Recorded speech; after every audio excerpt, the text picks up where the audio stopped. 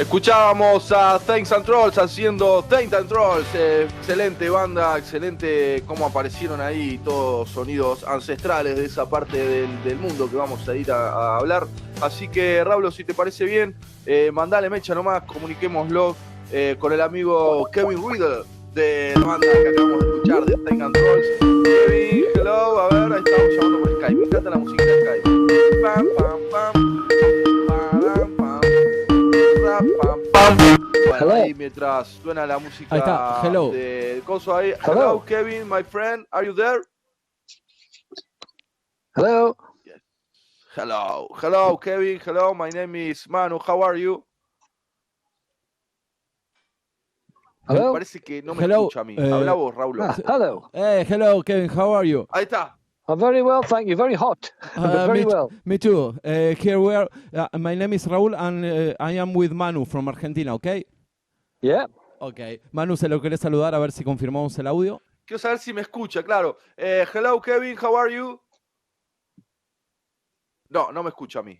Mandale vos, Raúl, entonces. Bueno, voy a empezar la entrevista. Vamos a ver cómo seguimos con todo esto. So, Kevin, we are going to start with some questions, okay? Okay, I'll try my best. Okay, thank you very much. Kevin, please tell us where are you from and how old are you? Well, where am I from? I'm from Newcastle in the north of England. Okay. That's where I am, and I'm very old nowadays. Well, me too. I'm old and I'm a rock and roll fan. So you can tell us your number. Please. My number? My number is 64. 64, great. Kevin, which is your first memory of you listening to music? My first memory listening to music would be a long, long time ago. I can't remember exactly where the songs were, but I used to live in Germany when I was a child, and we didn't have very much music. All we had was on the radio and maybe one or two records here. Oh. And that was way back in the 1960s. And I think it was the only records we had, I think, was the Beatles and Roy Orbison. And I think they're the only two records we had at that time. So that was my first listening to music. Wow. Bueno, nos contó ya para empezar, tiene 64 años, es de Newcastle, del norte de Inglaterra, pero su infancia estuvo en Alemania y dice que en los 60s no tenía muchos discos, el único disco que tenían, bueno, eran de los Beatles y de Roy Orbison, y que más que nada le llegaba la música por la radio. And Kevin, which was your first instrument? My first instrument, well, like everybody, when you go to school, like I said, I was in Germany, and you have to play the recorder, which you call a flauta in Spanish. And so I think I remember having one of them and being in the school band when I was about 6 or 7. Okay. But it didn't last, unfortunately. I went back to England, and later on, I picked up the guitar. Wow. Perfecto. Bueno, le pregunté cuál fue su primer instrumento y me dice, bueno, que en su infancia estuvo en Alemania y que, como siempre en todas las escuelas alemanas, le enseñan a tocar la flauta. La flauta, como en Buenos Aires, también hay lugares a donde se empiezan a tocar. A los 7, 8 años, después volvió para Inglaterra y un poquito más grande ya agarró la guitarra. And Kevin, are there places to study music for free in your region? Yes, actually, it's very good. I mean, most of the time when I started with guitar, you pay somebody for some private lessons, and it doesn't cost very much. Mm-hmm. But one of the places that I used to work, actually, before I kind of retired when I moved to Spain, one of the places that I used to teach at was a college that was just purely for performing arts, for musicians and anybody attached to the music industry.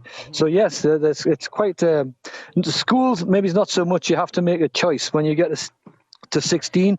You choose, and a lot of kids choose to do music at 16, and then they go to a college, and they can learn to play drums or do music production or do dancing and singing or all this sort of stuff. So where I'm from, and that was quite a good academy. Wow, wow. Bueno, sí, nos cuenta, es la primera persona que nos cuenta en el Reino Unido. Ahí empezamos a ver las pequeñas diferencias, ¿no? Con el resto de Europa, que cuando sos joven estás en el colegio, que ahí no hay muchas oportunidades de estudiar música, pero ya después lo que sería el secundario para nosotros, ya hay college, está como si fuese la universidad o en una transición para la universidad, tenés college de artes, que esos sí son gratuitos, y bueno, se puede estudiar baile, música, de todo un poco. Y eso sí dice que son gratuitos. And Kevin, how was the first time you play in public? First time I played in public was we used to do like in the Northeast we have the clubs and they used to have talent nights, and so what we did was we used to go there, and we went there to just play one song. It was like to see, just to have a talent show sort of thing. And we had just left school. I think I was 17 or something, and we went on stage just to play one song in this talent show. And it actually went down okay. And from that moment, we formed the band. It was a band that we made in school, and that was to see if we could do it. And we did 2 or 3 of those. And then we started to perform for an agency and started to perform in clubs and pubs around the Northeast every week from there on. Yeah. So that was when I was 17 where I sort of started doing it for real.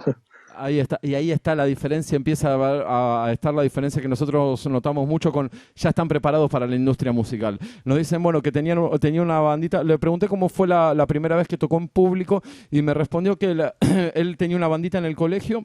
Y que en la región a donde estaba hay muchos clubs, lugares para tocar, donde hay talent night show, o sea que tienen noche de talentos. Entonces se presentan gente con no demasiada historia musical y van y tocan una canción que es, y van probando. A partir de ahí, tenía más o menos 17 años, él ya con su bandita del colegio empezó a tocar después en pubs, en lugares más pequeños, y después sí firmaron con una agencia. Así que ya todo el camino de la industria hecho desde muy chico.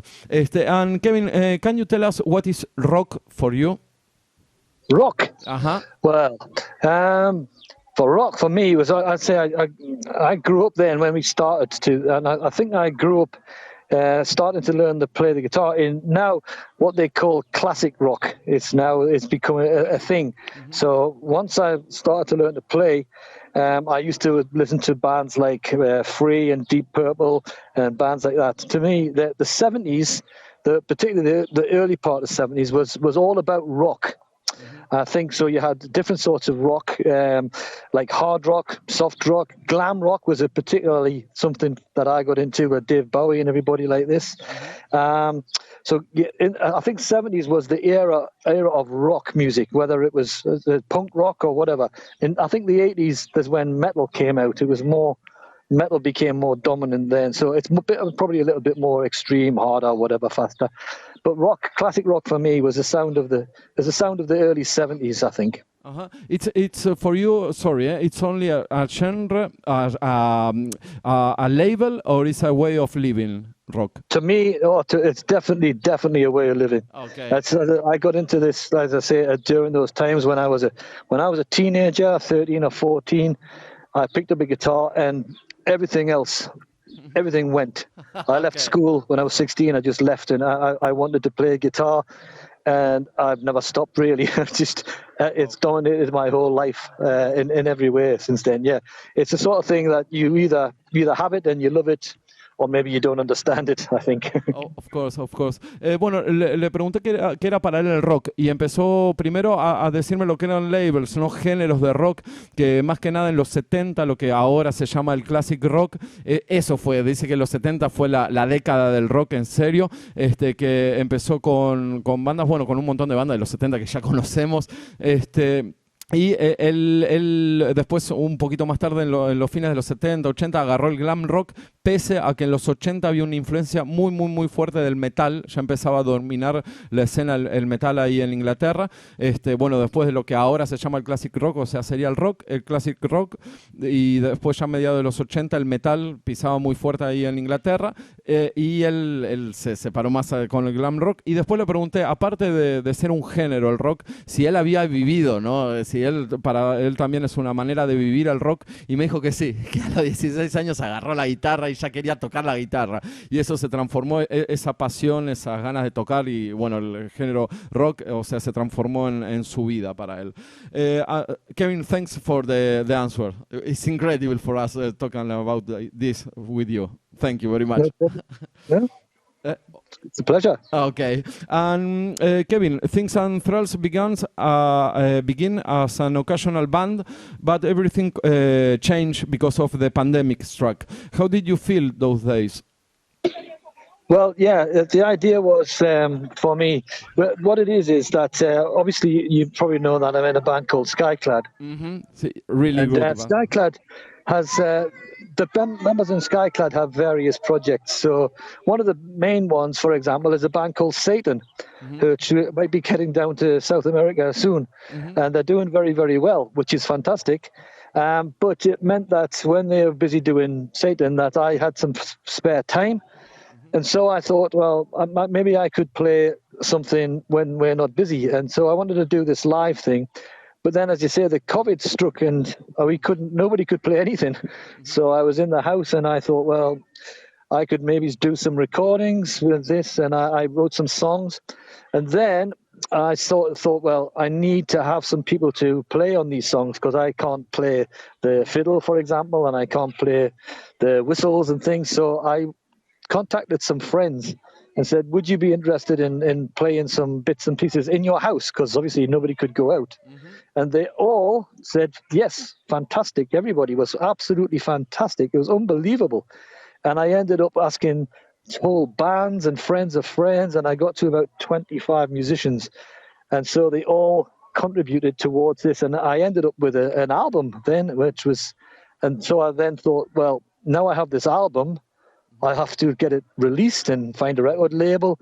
And obviously, we need a band to go out and play all these songs live now.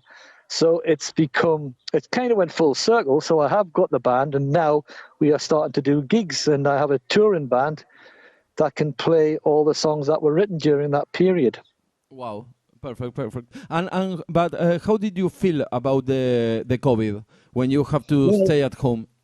Yeah, well, the first part of it was really bad, particularly in Spain, as you're probably aware if you're in Spain. The first wave of it, we couldn't go anywhere. I think it was for like 100 days, and it really spoiled all the plans, everything. It was really a bad time because obviously we had lots of things booked for Skyclad to do concerts, festivals, and everything had to get cancelled, and we had to try and get money back for flights and all that sort of thing. And it was really a bad time, that getting stuck in. So that was quite a bad time. And as I said, the only thing that helped was the fact that I decided to get us set up a recording thing in the house and start to get involved in the music. And I think that helped to get me through it. Sí, always, the music, ¿no? A really nice friend, yes. Bueno, le pregunté, Things and Thralls arrancó como un proyecto más que nada durante la pandemia. Kevin toca en una banda que se llama Skyclad, que tiene a los músicos de Skyclad, y Skyclad tiene un montón de proyectos paralelos. Uno se llama Satan, que también anduvo por ahí por Latinoamérica, y nos explicaba que bueno, que mientras que todo este grupo de gente tenía otros planes y todo, él tenía mucho tiempo libre y arrancó con una banda que bueno, que se llama Things and Thralls, como un proyecto paralelo de todo esto. Y bueno, empezó a crecer un poco, empezó a crecer el proyecto, y justo lo agarró el tema de la pandemia. Y durante la pandemia no podía salir, y bueno, empezó a llamar amigos porque él no podía tocar todos los instrumentos y todas las cosas que escuchamos en la canción, y se comunicó con más de 25 músicos.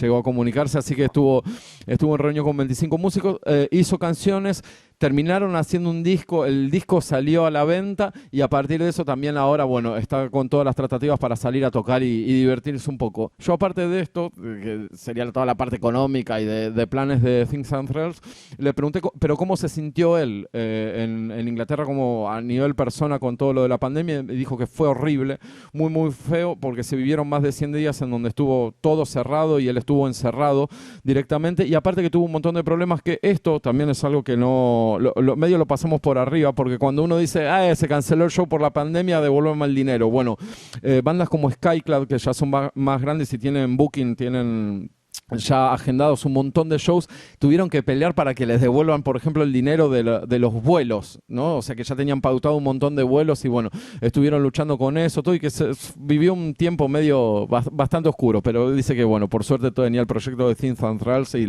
la música lo salvó para estar bien. And Kevin, can you explain to us what is Celtic speed punk and folk metal? Celtic speed punk. Well, Celtic speed punk, basically the Celtic thing is mostly based around Irish things. Okay. Because Ireland is one of the Celtic nations. Yeah, there's a Celtic fringe in Europe. In the Basque Country, for example, and Galicia in Spain, and in Wales, Galles, and in Ireland particularly. But also, of course, the Irish went to America. And around Boston in America, places like this, you have lots of Irish punk bands. So basically, it's it's like speed metal. Yeah, speed punk is quite that, but it has an Irish flavour to it, and it's also very popular in various parts of Europe. For example, in Germany, there's lots of people like the speed punk thing. So the speed punk is a thing, and the Celtic speed punk is with an Irish flavour to it. Wow. Yeah, and you say about folk metal. Yes. Metal. Folk metal is, well, what happened is when we did Skyclad, we were basically, you had a speed metal or a thrash band, and what happened? You use traditional instruments and folk instruments and use folk arrangements and themes and singing and things to incorporate it in with the thrash metal and the speed metal, and you come up with this new kind of hybrid. So you have guitars and drums playing thrash music, but then on top of that you put accordions or violins or whatever musical instrument you have from your country, which is, as it's developed, different instruments have been added around the world. If you go and check in any country like Mexico, for example, they use some Mexican instruments in with the thrash metal, and it's not just the instrumentation; it's about the stories that are their folk stories, folk tales, and their culture. So that is married to the traditional sort of metal. Perfecto. Bueno, le pregunté qué era el Celtic Speed Punk, que es una de los géneros que está involucrado THEIGNS THRALLS, la banda donde está tocando. Y bueno, me dijo que es una mezcla de cosas de tradiciones celtas. Me explicó que, por ejemplo, hay celtas en Galicia, en Wales, e inclusive en América, en la parte de Boston. Y bueno, que va muy pegado a lo que es la música punk rápido, con este tipo de tradiciones. Y también le pregunté por el folk metal, y él me contó que cuando empezaron, por ejemplo, con Skyclad hace un montón de años, estaba el thrash muy fuerte y el speed metal. Bueno, y ellos le metieron al thrash un poco de cosas étnicas, digamos, de cada región. Así que súper interesante lo que nos contó, porque es una banda que lo hizo. Una de las bandas precursoras, Skyclad, de esto.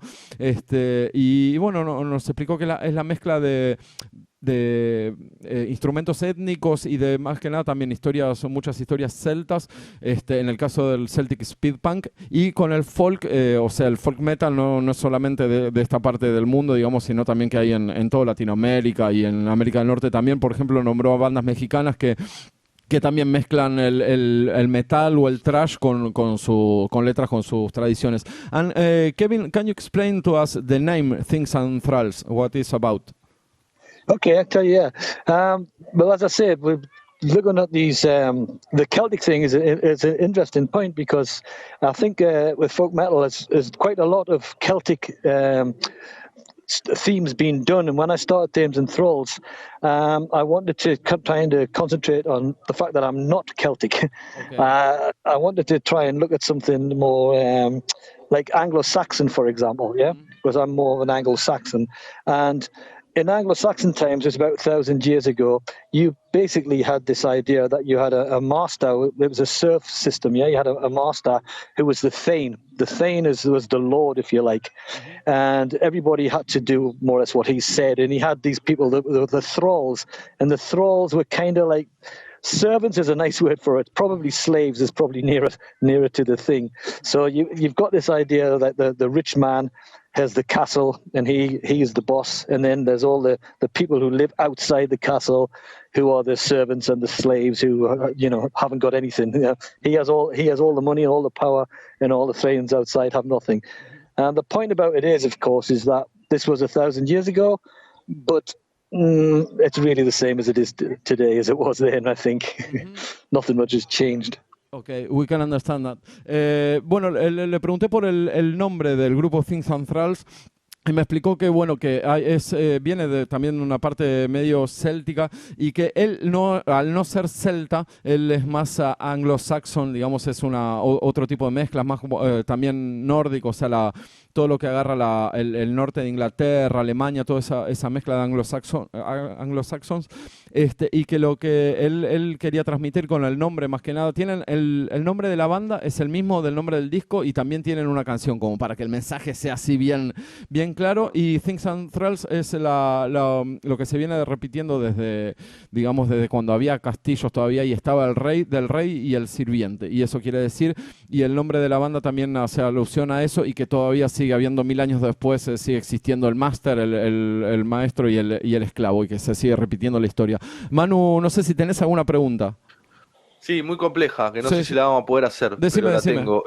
No, yo le quiero preguntar si él siente que en Inglaterra o donde él vive, si se está viendo un recambio entre los grandes artistas viejos, llámese los Rolling Stones y todas esas bandas gigantes que tienen allá, y lo nuevo, cómo se vive allá eso, la muerte del rock clásico y si hay algo nuevo que aparezca. Kevin. Yes.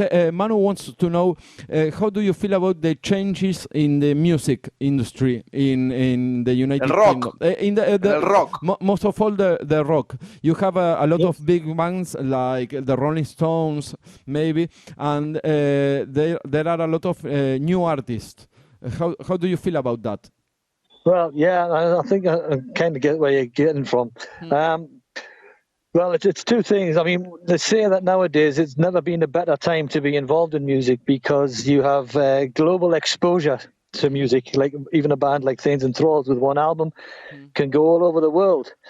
The problem is, because everybody wants to go global, you have something like 60,000 songs a week going onto the internet, and you are competing not only with the 60,000 songs that are put this week, but every song that's been put out in history.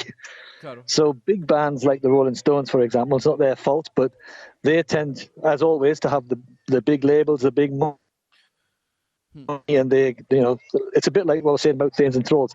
The rich get richer, and so they get more exposure in all the various formats, and it's really, really very hard for the people down the bottom to break through. Even though you can put a song on Spotify tomorrow, it doesn't mean to say that anybody's going to listen to it.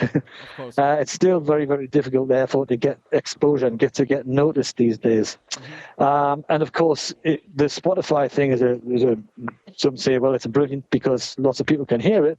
But as you know, the revenue streams from digital are minuscule or nothing. You can have 1 million streams on Spotify and still have nothing.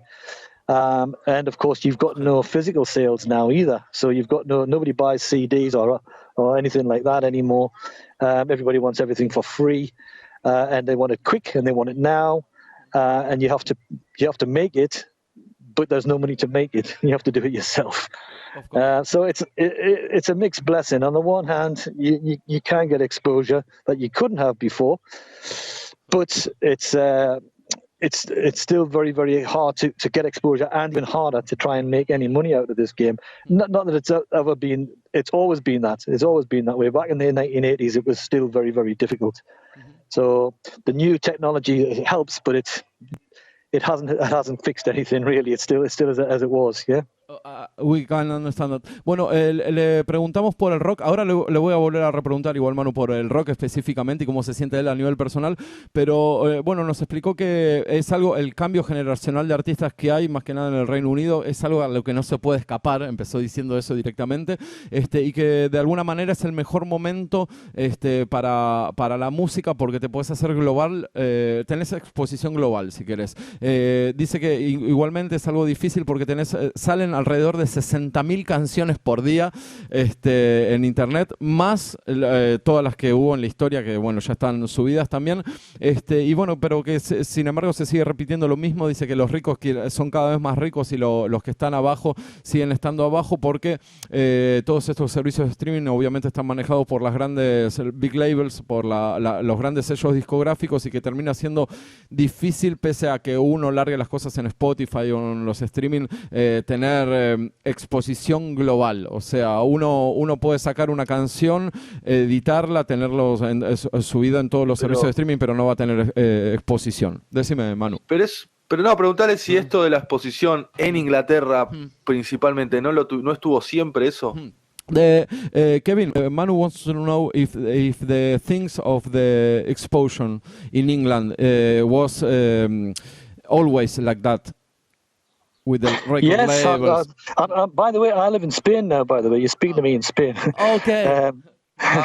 But yes, as I said, try to say to you, I mean, it's bad, but the thing is, it's always been bad. It doesn't matter what format we used, whether it's vinyl or cassette tapes. I mean, back in the 80s, I can remember everybody bootlegging cassettes and swapping band cassettes and mixtapes and all that sort of stuff.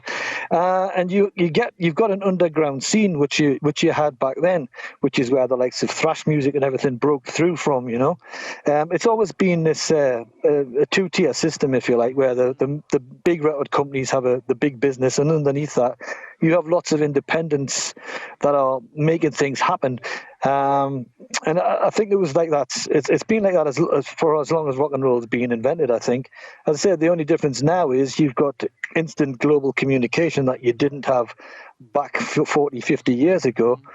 But it's just probably got bigger numbers on it. You know, you can have 10,000 streams, so you can get your single out to 10,000 people, but 10,000 streams doesn't mean anything nowadays, except for the fact that it depends what you're in it. If you're in it for the music, of course, then you could say, well, you know, my music now, for example, I'm talking to a man who's in Argentina, which is, for me, that's fantastic. People are listening to my music in Argentina. I'm not getting any money from it, but, you know, if I was expecting money from it, I would have packed it in 40 years ago. Okay. But I don't do it for that reason. I do it because I love music. As I said, it's you live it or you don't understand it. If you live it and you love it, then you have to accept that this is the way it is. You know, wow. You get money or you don't get money. It's one of those things.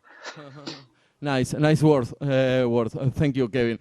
Bueno, le estábamos volviendo a preguntar si no fue siempre así el tema de los grandes, y me dice sí, que fue siempre así en el Reino Unido. Dice específicamente lo que me encantó, que dijo que el negocio grande siempre es para el que tiene el poder. O sea, y los de abajo hacen la música o hacen la actividad como pueden, pero que específicamente Kevin lo hace por amor al arte. Dio un ejemplo que hay, por ejemplo, él tiene ya reproducciones o cosas por toda Latinoamérica, en Argentina lo escuchan, pero él no está expectante, no quiere recibir dinero, no está pensando en recibir dinero por eso.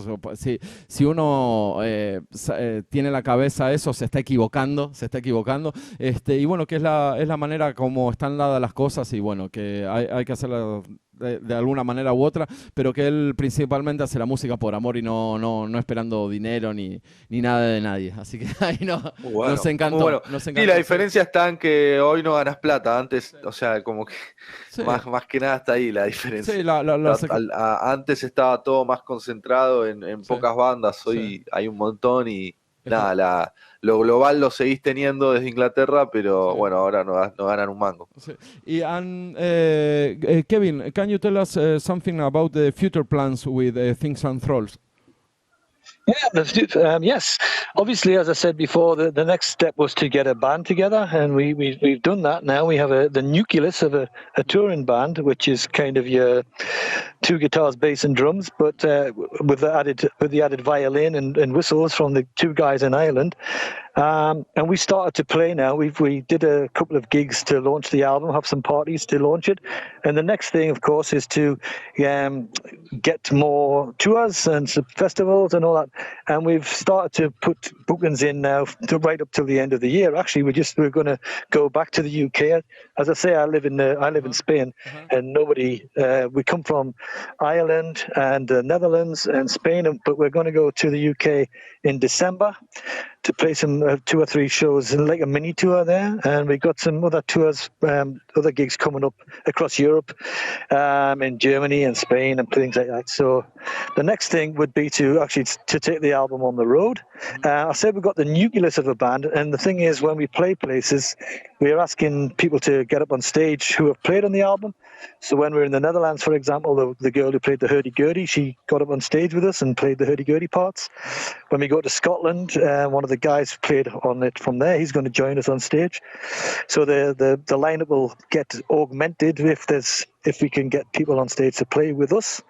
And of course, believe it or not, we're also planning to record the second album soon. Wow. Yes. Nice. Le pregunté por los futuros planes de la banda. Algo ya había comentado que la idea era, ya tienen el disco, juntaron una banda. El grupo tiene gente de todos lados, o sea, tiene gente de Holanda, de España, del Reino Unido, de Alemania. Fue juntando gente de todos lados y bueno, ya hicieron un par de shows y tienen para diciembre 3 fechas bastante grandes con el grupo. Y lo interesante que nos decía también, que está muy bueno y es en medio jugado, que en cada lugar sube alguien local también se une al grupo alguien local para tocar, así que debe ser una experiencia. And you're going to play in Spain, Kevin? Yes, I'm hoping to play in Spain. Well, we've already did one show, but the first show we did was in Spain. If anyone goes onto YouTube, you can watch the video for Today We Get to Play. Well, that was done at a gig in Zaragoza. That was the first gig. We used that as a sort of an on-the-road video.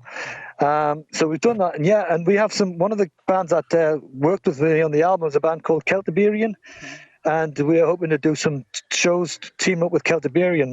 They've got an album coming out later this year, so they're really keen to play Drinking Live. So we're going to try and make that happen.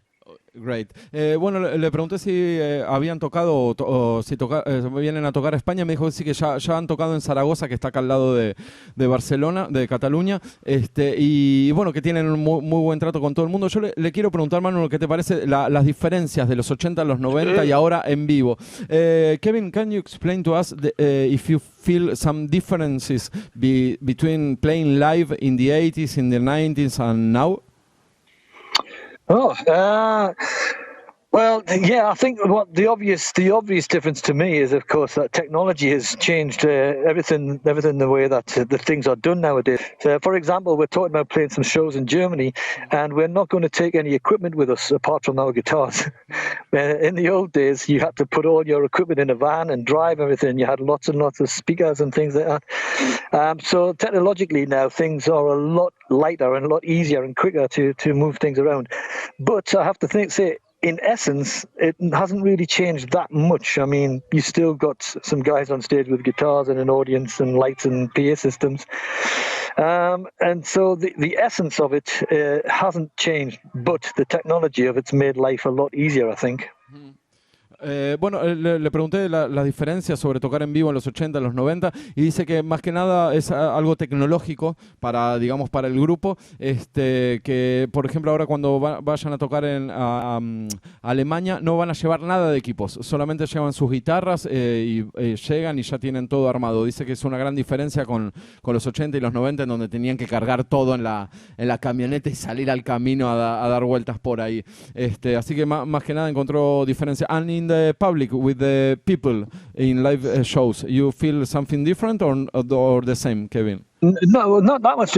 Actually, it's a funny thing because I think a lot of, as I say, I grew up in the era of classic rock, and I still go to concerts now. And I think the guys that grew up in the 80s are still going to the concerts. There's a lot of festivals where they have what they're like boutique festivals, which are about, or still the bands that played in the 80s are playing these. They're specifically for them because I think the people lost something with the internet age, because if you belong to the internet age, a lot of the time you get, for example, if you listen to just on the internet, you just get to listen to some compressed files or some MP3s or something like this, but you don't get any and there's nothing there. You don't own anything. You don't get to feel the vinyl. There's no notes, photographs, no information about this.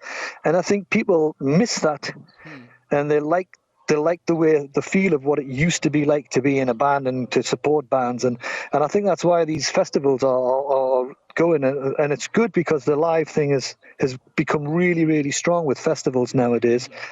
And so we go to concerts, and the thing is, the fans grew up with the bands and they didn't desert them. And, so you go to play concerts to the people who have been coming to watch us for 30 years and they still turn up. But now, a lot of time they bring their children as well. It's a new generation. It's really strange seeing young guys coming to the concerts with the 80s style battle jackets and bullet belts and all this sort of stuff. Because, as I say, I think they want to experience that same sort of feelings that what it used to be like 20 or 30 years ago, yeah. Perfecto. Sí, bueno, le pregunté particularmente por el público, si sentía que era lo mismo, y dice que, bueno, que son cosas muy graciosas porque, bueno, la gente de los 80 y los 90 todavía quiere seguir yendo a festivales y quieren seguir consumiendo la música que les gusta, y por eso hay un montón de festivales boutique, dijo, por ejemplo, o shows boutique, en donde hay bandas de los 80 y los 90 que tocan, y dice que hay veces que es muy gracioso también que están los padres, ya la gente de los 80 y los 90, padres o tíos que llevan a los chicos para que experimenten el sabor de haber ido a un concierto con bandas de los 80, y dice que aparecen nenitos pequeños con todos vestidos de heavy metal, y dice que eso, bueno, le causa mucha ternura y le gusta. Y tiene razón también lo que dice, que una de las cosas que cambió muchísimo a partir de que explotó Internet es que los files, toda la música y también verlo en vivo, o sea, el sonido, la calidad de sonido está comprimida. Entonces es otro tipo de audio, y que en vivo, o sea, supongo que Skyclad y este tipo de bandas deben sonar como una aplanadora, y que la experiencia es súper distinta a estar escuchando MP3 o cosas en servicios de streaming. Manu, ¿alguna otra pregunta? La verdad que no, muy contento por haber charlado con él. Sí. Me dio un buen pantallazo de cómo se están moviendo las cosas allá. Sí. Y sí me gustaría, de alguna forma, no sé si la palabra es agradecerle, pero me encanta que haya gente grande en Inglaterra que no baje los brazos en cuanto al rock. Eso le diría. Sí. Iría por ahí. Sí. Kevin. Yes. Manu wants to really thanks because old people like me, like you, don't give up about rock, you know. I have the same feeling like you. I love music, I love rock and roll, and we don't have to give up, you know. No. Never. Never surrender. Exactly. We are really happy to meet you, and we are going to close the interview with the song Drinking. Can you tell us something about the song Drinking, just for close the interview? Okay, yeah, the song Drinking is very interesting. It came about when I was right in the middle of hitting on the idea of THEIGNS and THRALLS. And as I say, I started to ask people to play on these instruments, and I always do a lot of research about lyrics, and I came across this poem, which was written in 1640, believe it or not, and it was called Drinking, and I thought, how have I never seen this poem before? As soon as I saw the word drinking, I thought, this sounds good, and I read it, and I thought, this is perfect. This is absolutely perfect. I thought, because I have a song on Skyclad about another drinking song and these sort of things. So I thought, here's a drinking. And I thought, drinking and folk metal and all my friends and folk metal, what could possibly go wrong? If we put the two together, it's a perfect mix, yeah? And it came together really, really fine. And when I was doing it, I asked all the people who had been playing, whatever they had played, bass or violin or anything, I said, can you make a little video and just join in singing Drinking? And when the pandemic's over, we'll put all the videos together and we'll make a big celebration song out of this so it can become a folk metal anthem for the summer, yeah? And they all did it, and we did it, and obviously it's on YouTube now, and it's on Spotify and everything. And it's been the biggest song so far, and we're really enjoying it. Okay. Really, thank you very much for the explanation. We are not going to translate that, so and we hope that we meet again. Okay, here or anywhere. Kevin, thank you very much. Yes, I'm in Madrid. If you want to call again, no problem. Okay, thank you very much.